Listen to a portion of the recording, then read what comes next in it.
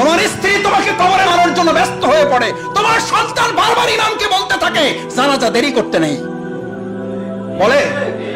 আমি বলতে শুনেছি পুরো আমার চোখের সামনে, বাবার সামনে কফিনে দাঁড়িয়ে নিজের পুত্রকে বলতে শুনেছি, মাসুদ ভাই বক্তৃতা লম্বা করবেন না।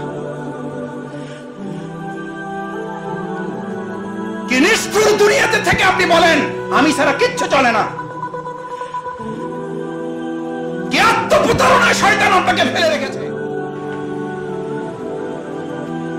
ওয়াইয়াকা নাস্তাইন, আমি আপনার ছাড়া কারো সাহায্য চাই না। এই কথা একটু পরে জুমার নামাজে বলবেন।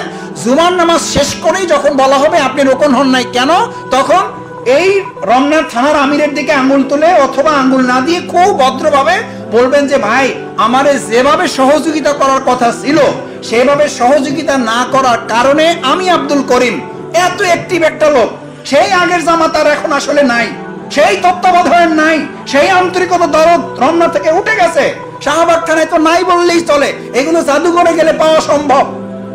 যদি তা থাকতো তাহলে আমরা শিবিরে যেভাবে কর্মী হয়েছি, শিবির যেভাবে আমাদেরকে সাথী বানিয়েছে, শিবির যেভাবে আমাদেরকে সদস্য বানিয়েছে, তার ছিটাফোটাও যদি আজকে রমনা শাহবাগে থাকতো তাহলে আমি আজকে শুধু রোকন না বুলবুল ভাই, আমি আজকে রমনা থানার আমির হওয়ার কথা ছিল। এই বক্তৃতার কিন্তু আমারটা আমি দেই নাই, এটা আপনাদের যে কোনো একজনেরটা আমি শুধু